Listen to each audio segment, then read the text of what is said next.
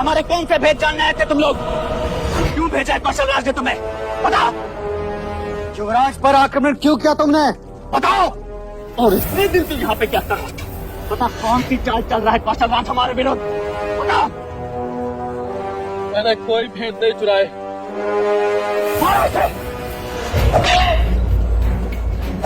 अंतिम बार बोल रहा हूं, बता। मेरे साथ और कोई नहीं है। मैं कौशल राज का गुप्तचर नहीं हूँ। मैंने कोई भेद नहीं चुराए। तो युवराज के प्राण तुम क्यों लेना चाहते थे? क्योंकि वो मेरी प्रेमिका के साथ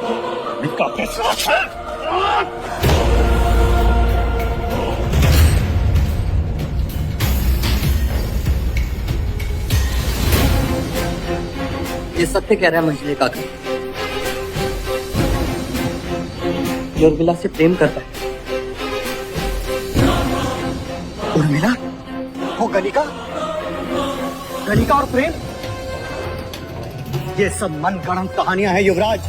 ये गुप्तचर है, केवल गुप्तचर। ये राजदूत है जो कौशल राज्य का निमंत्रण देने आया था। राजनीति में गुप्तचर को मुक्त नहीं किया जाता युवराज। राजनीति में राजदूत पर हथियार भी नहीं उठाए जाते, उसे अभय वचन दिया जाता है। राजदूत कभी भी युवराज पर आक्रमण नहीं करते, और इसने तो आप पर। ये दोनों बातें अलग हैं। इसे इस विषय के साथ ना जोड़ो। क्यों ना जोड़े? ये गुप्तचर हैं, इसीलिए इसने आप पर आक्रमण किया। या आक्रमण किया इसीलिए गुप्तचर बना दिया गया।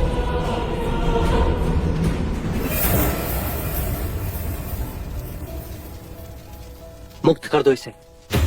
आप इसे मुक्त नहीं कर सकते। ये आपके अधिकार क्षेत्र के बाहर है।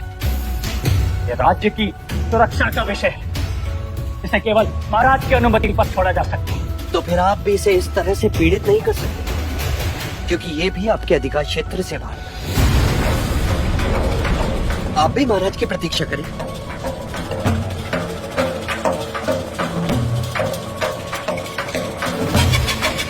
युवराज होने के नाते आज मैं इसे एक अभय वचन देता हूं, और सब इसका पालन करें।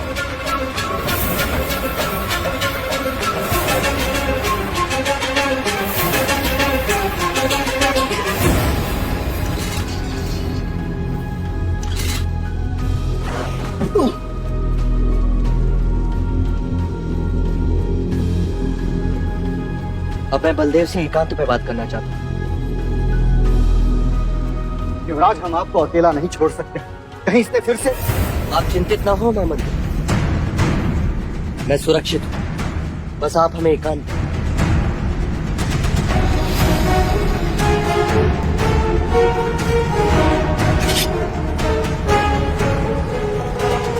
सिद्धार्थ अपनी मर्यादा और बड़ों का आदर भूल रहा है।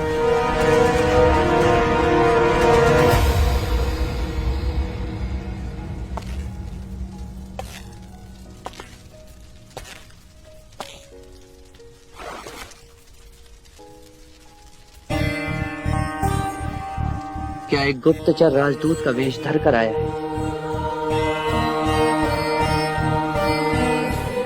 नहीं, एक राजदूत एक प्रेमी बन के रह गया। तो तुमने मुझ पर आक्रमण क्यों किया? आप जानते हैं, मैं उर्मिला से प्रेम करता हूं। किसी और को उसके साथ नहीं देख सकता। तुम्हें ऐसे देखकर मुझे आश्चर्य हो रहा है बलदेव। कोई किसी से इतना प्रेम कैसे कर सकता है? राज, प्रेम कीजिए, जान लेंगे। तुम्हारे प्राण भी जा सकते थे बलदेव। हाँ, जा सकते थे, पर कोई मेरी प्रेमिका के साथ संबंध रखे, उसकी विवशता का लाभ उठाए। मैंने कभी किसी की विवशता का लाभ नहीं उठाया। हम केवल मित्र हैं। उर्मिला केवल तुमसे प्रेम करती है बलदेव, केवल तुमसे।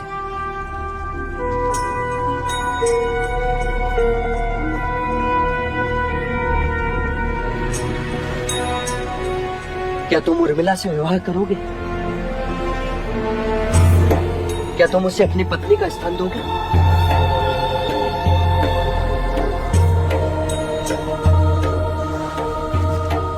वचन है ये मेरा, तुम्हारा विवाह मैं करवाऊंगा उर्मिला से। आप धन्य हैं युवराज, आप धन्य हैं।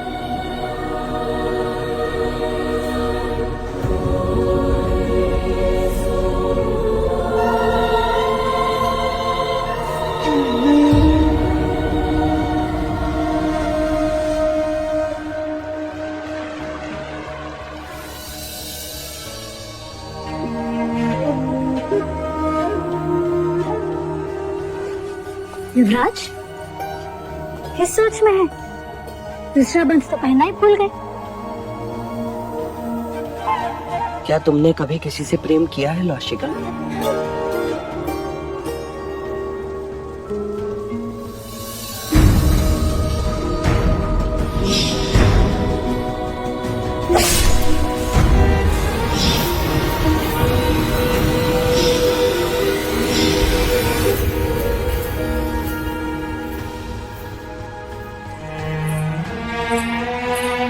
तुमने कुछ कहा नहीं,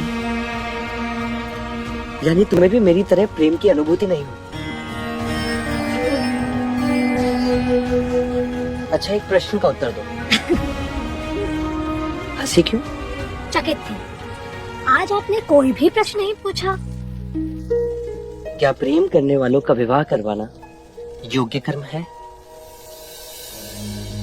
हाँ युवराज, ये बहुत पुण्य का काम है। बहुत कम लोग होते हैं जिन्हें प्रेम करने वाले मिलते हैं। तो प्रार्थना करना कि मैं 2 प्रेम करने वालों को विवाह करा सकूं और मुझे भी प्रेम की अनुभूति हो।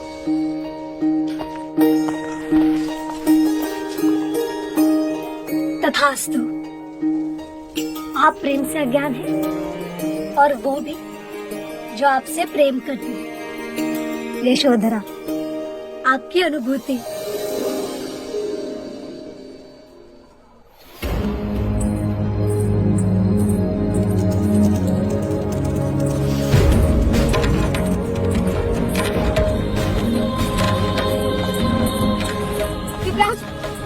बलदेव ठीक तो है ना?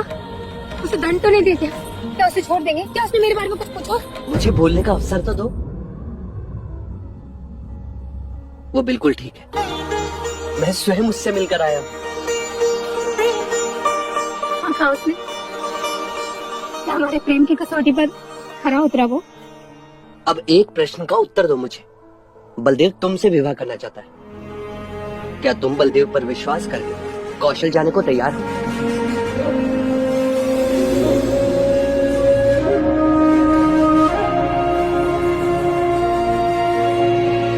हाँ। तो मैं तुम्हें वचन देता हूं, तुम दोनों का विवाह मैं करवाऊंगा।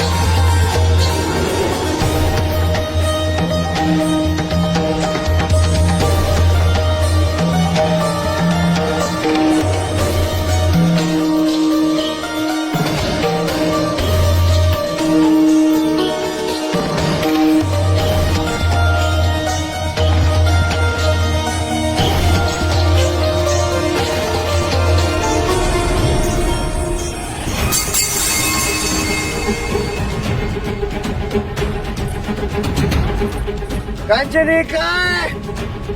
हाँ? मोहिनी देवी, हम कंचनी को देखना चाहते हैं, बुलाइए उसे। क्षमा कीजिए कुमार, किंतु कंचनी आपकी सेवा में उपस्थित नहीं हो पाएगी। अस्वस्थ है वो। अरे हम भी तो अस्वस्थ हैं कंचनी के बिना। कुमार, वो ज्वर से पीड़ित है। और मैं भी तो ज्वर से पीड़ित हूँ। काम जोर से।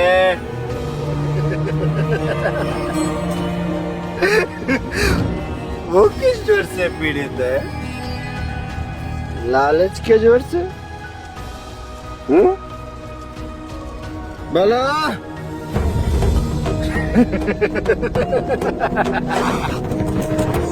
ये लो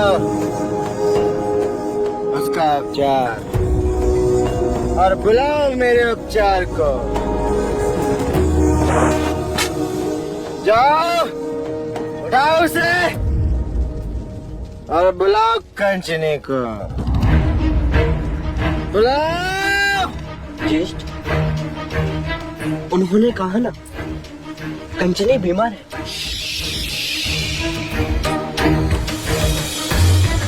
यह रंग भवन है, कोई गुरुकुल या राज दरबार नहीं है।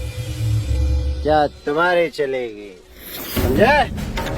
ये हमारी और कंचनी की बात है। वाणी देवी, आप जानती हैं कि कंचनी के नृत्य के बिना हम रात की कल्पना भी नहीं कर सकते। बुलाइए उसे, कंचनी को बुलाइए।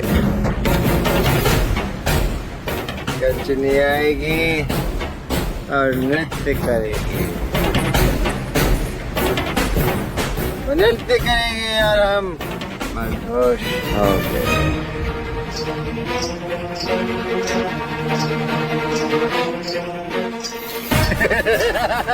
कंचनी, कंचनी आओ।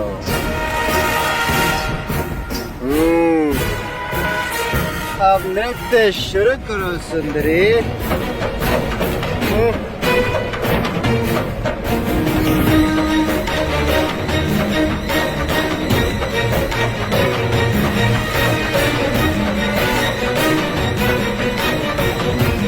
बजाओ बजाओ।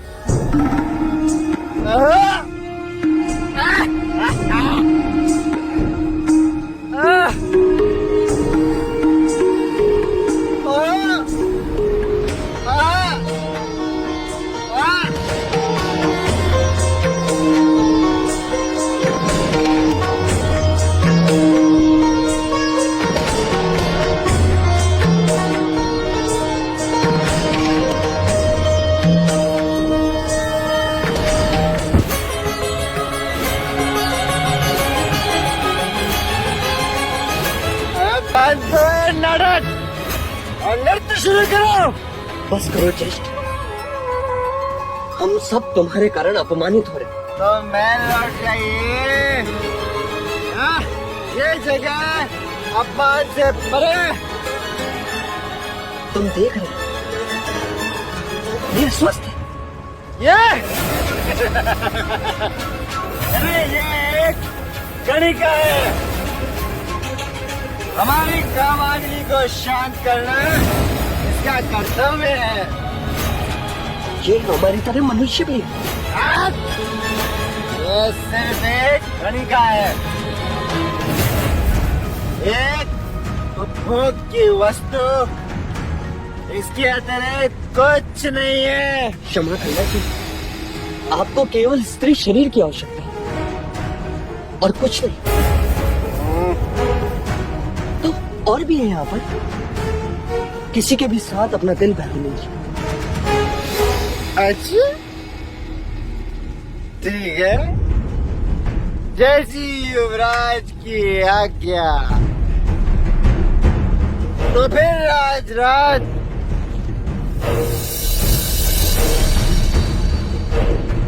हम अपनी कामाग्नि उर्मिला के साथ बुझाएंगे। चलो उर्मिला, आज देवदत्त के साथ रात बिताओ।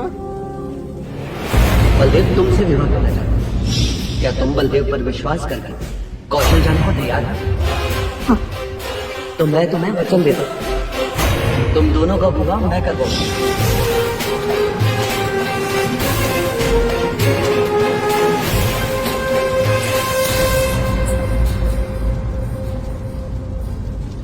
क्या हुआ युवराज, चुप क्यों हो गए?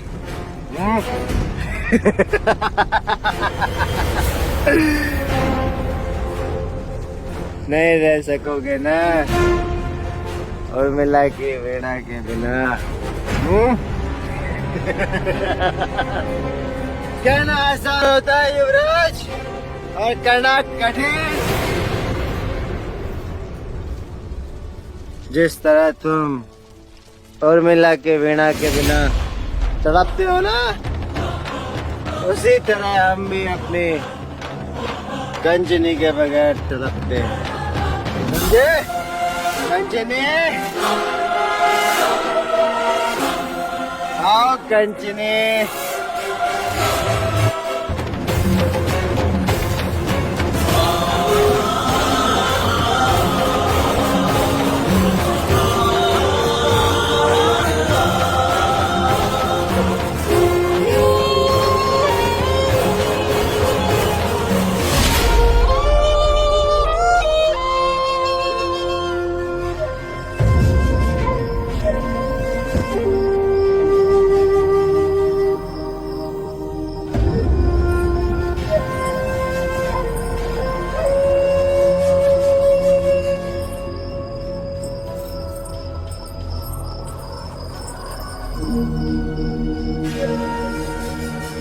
बुझ जाने तो आज दियों को, आज मुझे अंधेरे में ही रहने दो।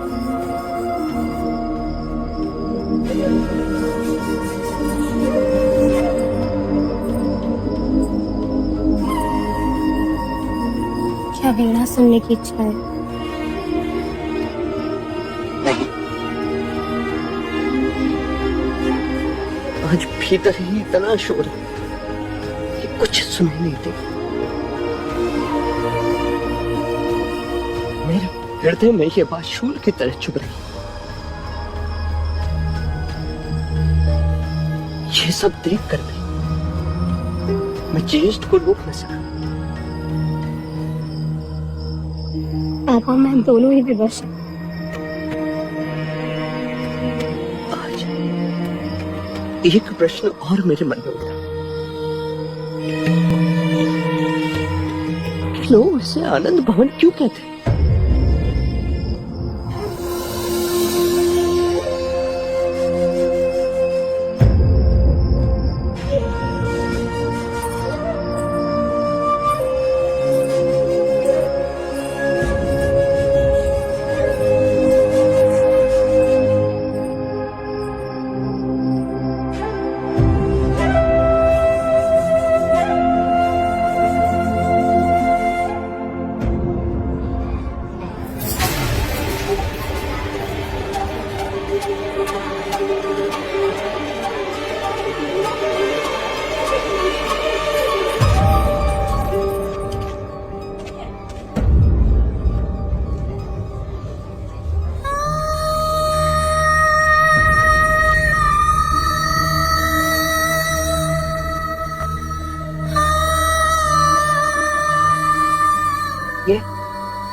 ये सब क्या है?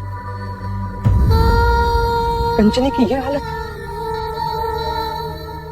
कुमार देवदत्त के लिए कंचनी केवल एक वस्तु है जो उन्होंने गिरा दी, टूट गई। कंचनी ने विरोध क्यों नहीं किया? गणिकाएं विरोध नहीं कर सकती युवराज। यदि हमने विरोध किया तो ये तो अमानवीय है। कोई ऐसा व्यवहार पशु के साथ भी नहीं करता।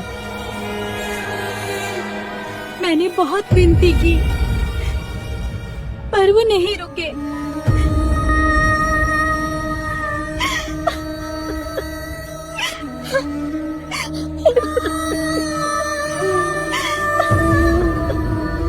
इतनी निष्ठुरता,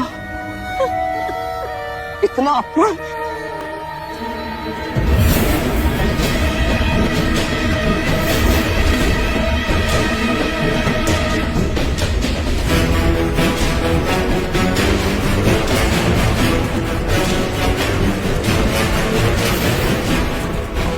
ज्येष्ठ कहाँ है कामू का? जी वो अखाड़े की ओर गए हैं।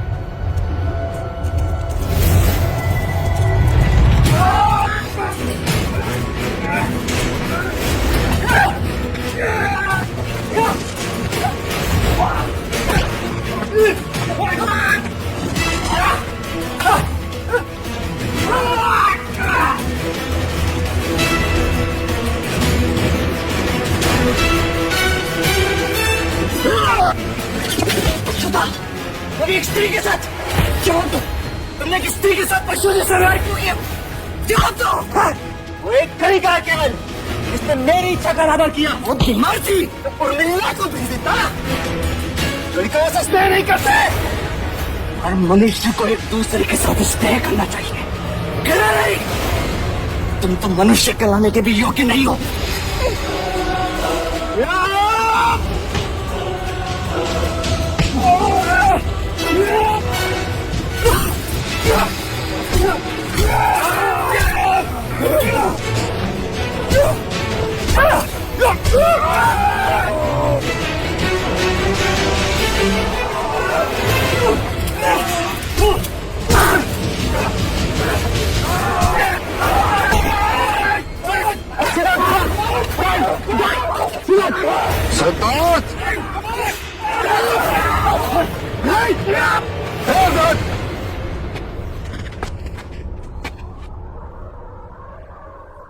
महाराज की उपस्थिति ने तुम्हें बचा लिया देवदत्त, वरना आज मैं तुम्हारा वही हाल करता।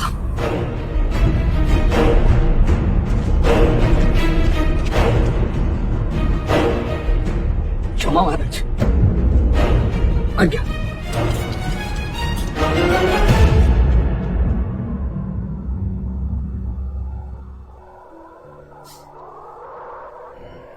आज तो हर्षोल्लास मनाने का दिन है। सिहानु के वंशज ने अपने ज्येष्ठा पर हाथ जो उठाया है। परीक्षा देते समय क्या कह रहे थे युवराज? हाँ? मैं अपने ज्येष्ठा पर कभी हाथ नहीं उठाऊंगा, कहकर सबके सामने अपने आप को महान प्रमाणित कर रहे थे। और आज लज्जा नहीं आई अपने विवेक को भूलते हुए?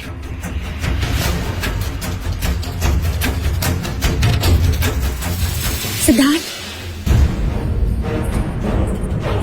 ये तुमने उचित नहीं किया। जाओ जाके देवदत्त से क्षमा मांगो। क्षमा मैं आपसे मांगता हूँ, किंतु आप जानते नहीं। कारण कोई भी हो, मुझे नहीं सुनना।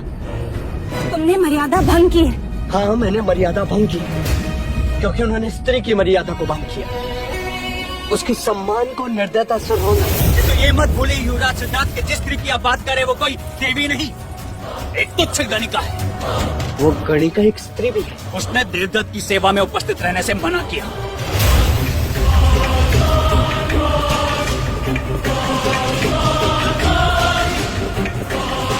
दिन के उजाले में स्त्री आदि शक्ति का स्वरूप और रात्रि होती पौरुष शक्ति का प्रयोग।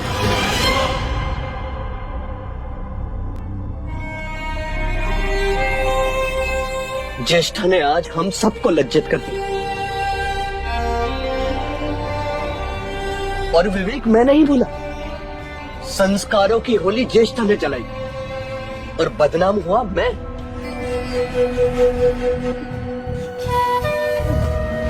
पिताजी, आज तक मैंने आपसे कुछ नहीं मांगा, किंतु आज मैं आपसे आदेश पत्र की याचना कर सकता हूं।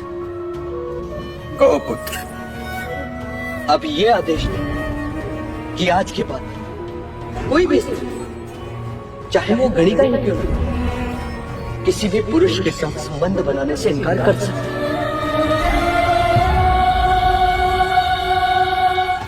और उसके इनकार करने पर कोई उसके साथ जोर जबरदस्ती करता है, उसके सम्मान को ठेस पहुंचा, तो उसे वही दंड मिलेगा जो एक हत्यारे को दिया था।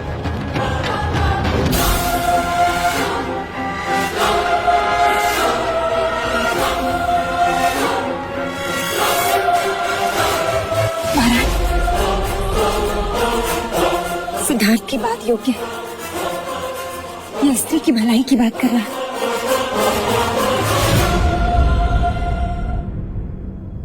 ठीक है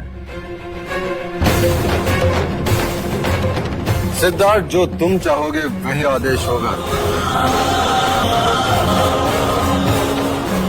आपका ये आदेश मेरे लिए आपका दिया हुआ सबसे बड़ा उपहार है पिताजी। आज्ञा।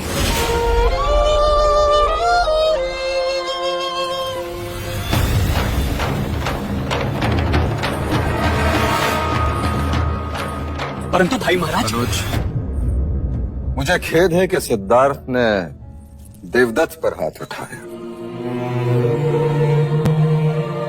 परंतु इस बात से मैं प्रसन्न हूं कि आनंद भवन जाने के पश्चात उसमें आक्रामकता आई है। अखाड़े में वो ऐसे लड़ रहा था जैसे वीर क्षत्रिय लड़ रहा। उसकी आंखों में ऐसी चमक थी जिसे देखने के लिए मैं सदैव आतुर था।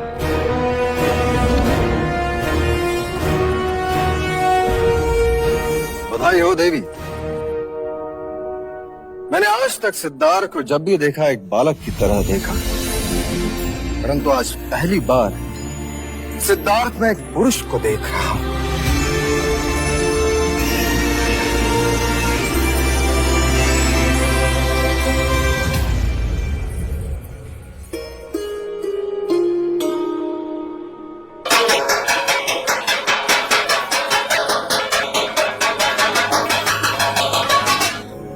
क्या हुआ? अरे क्या पूछ रही हूँ, क्या हुआ? यूं कहो, युग बदलने का संकेत है। मैं कुछ समझी नहीं।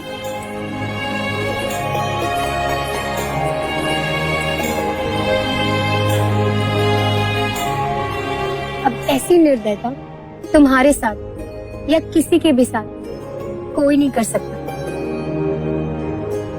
युवराज भी नहीं। ये तो क्या कह रही है? युवराज के कहने पर महाराज ने आदेश निकाला है। अब कोई भी स्त्री किसी भी पुरुष के साथ संबंध बनाने से मना कर सकती है, और यदि उसके मना करने के पश्चात भी उस पर कोई अत्याचार करेगा तो उसे दंड दिया जाएगा। किंतु युवराज, ये आदेश तो केवल स्त्रियों के लिए है। हम तो गणिकाएं हैं। गणिकाएं भी मना कर सकती हैं। अब इच्छा सिर्फ तुम्हारी हो, किसी और की नहीं।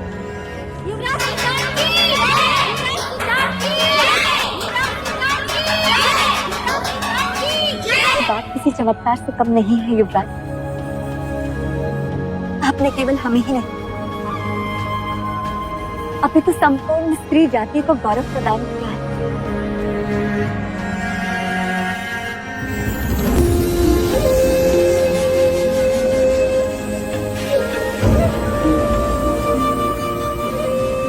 युवराज, आज मंगल घड़ी, आप यही रुक जाइए। नहीं, मंगल घड़ी तो भी आने वाली। अब कौन सी मंगल घड़ी आने वाली है? मैं नहीं समझी। गांधर्व विवाह की तैयारियां कीजिए।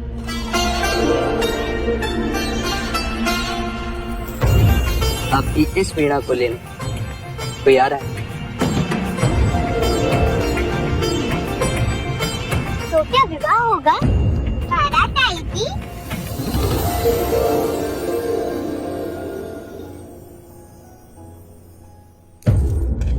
तुमने मुझे प्रेम से परिचित करवाया, अब मैं तुम्हें तुम्हारे प्रेम से मिलवाऊंगा। मेरे जीवन में तुम्हारा स्थान किसी गुरु से कम नहीं।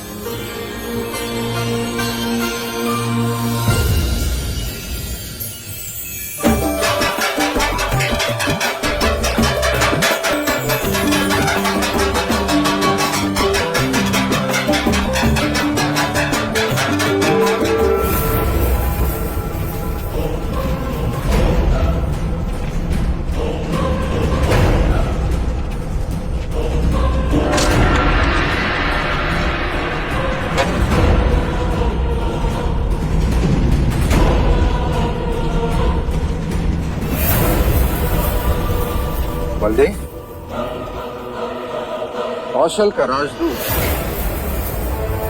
ये यहाँ क्यों अनुज?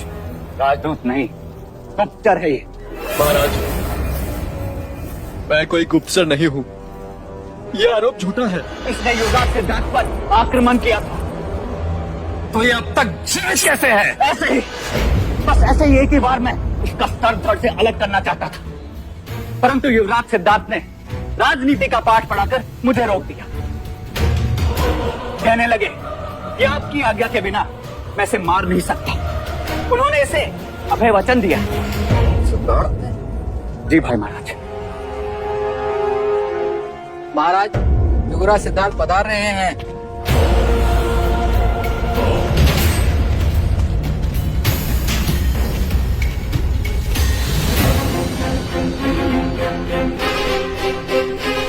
अच्छा हुआ महाराज, आप मुझे यहीं मिल गए। मैं बलदेव को ले जाने आया हूँ। क्या बलदेव ने तुम पर आक्रमण किया था? जी महाराज, पर वो इसकी भूल थी। इसे भ्रम था कि भ्रम तो हमें हुआ कि इसे हम राजदूत समझ बैठे। कौशल राज्य की मोहर लगा आमंत्रण लेकर आए थे। गुप्तचर हो या राजदूत, प्रश्न केवल इतना है कि इसने युवराज पर आक्रमण किया और वो अभी तक जीवित है। इसे मृत्युदंड क्यों नहीं दिया गया? क्षमा महाराज, पर आप दंड इसे नहीं, कपिल वस्तु की प्रजा को देंगे। अर्थात एक देश के राजदूत की दूसरे देश में मृत्यु हो जाए तो युद्ध की संभावनाएं बढ़ जाती। फिर चाहे युद्ध सत्य के लिए हो या असत्य के लिए, होती हानि ही है महाराज।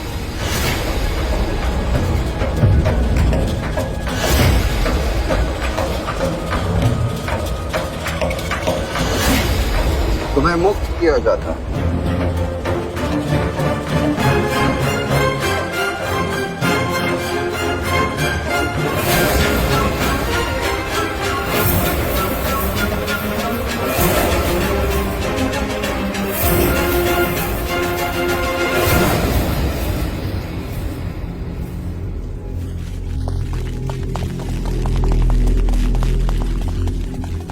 क्षमा कीजिएगा महाराज, ये कैसा पुत्र प्रेम है जो अपने युवराज के कहने पर कौशल राज्य के गुप्तचर को मुक्त कर दिया? न जाने कल इसका क्या परिणाम है।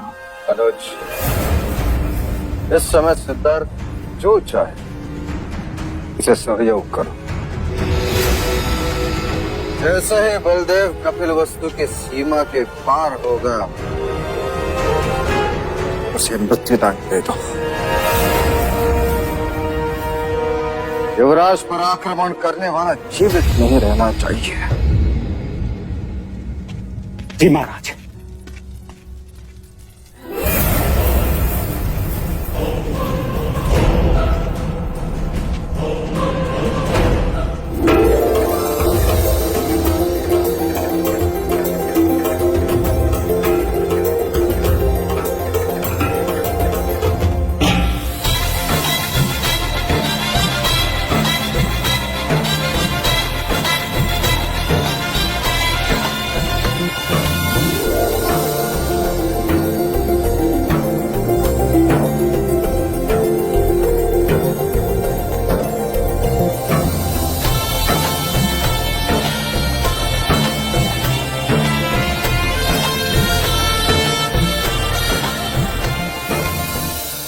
पैर मेरे नहीं, बड़ों के और माता पिता के छूने।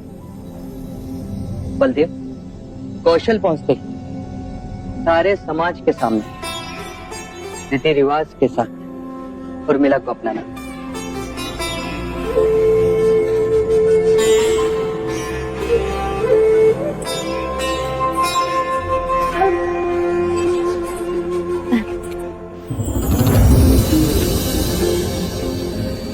सुखी रहो। अब मुड़ के यहाँ दोबारा कभी मत देखना। अपनी सारी स्मृतियां गंगा जी में बहा दे।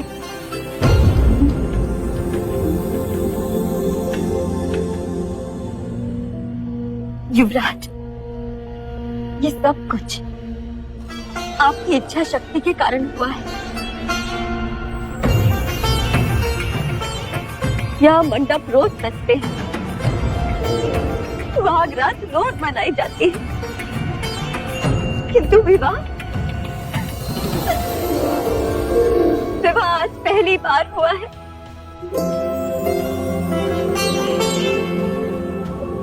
ये शहनाइयाँ आज पहली बार बजी। आपको बहुत बहुत बहुत धन्यवाद।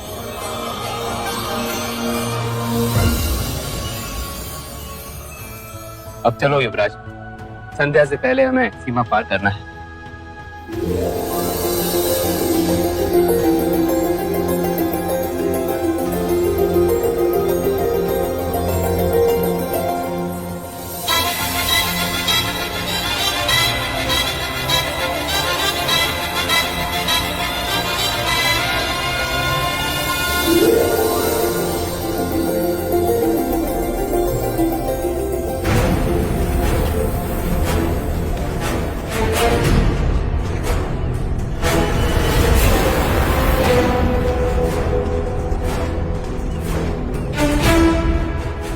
जैसे कि वो कौशल देश की सीमा में पहुंचे, उसे मार देना।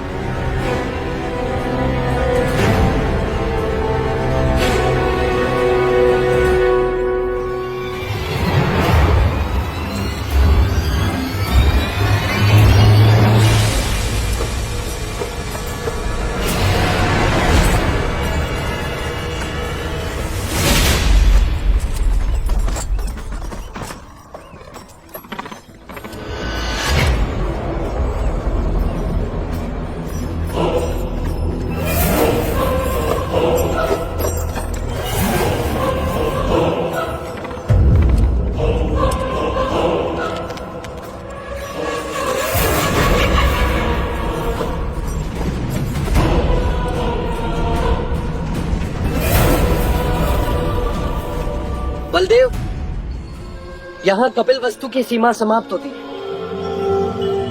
और कौशल देश की सीमा में तुम सुरक्षित होगे। चन्ना, इन्हें आगे तक छोड़।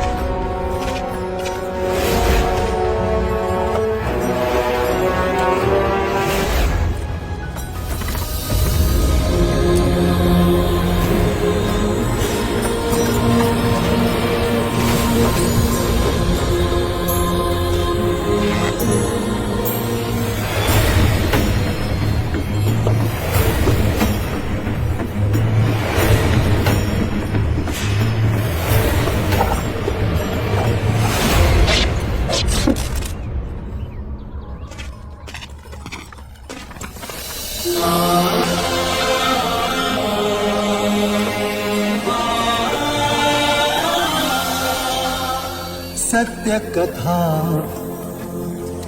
पुरुषार्थ कथा, सुनो सुनो सिद्धार्थ कथा।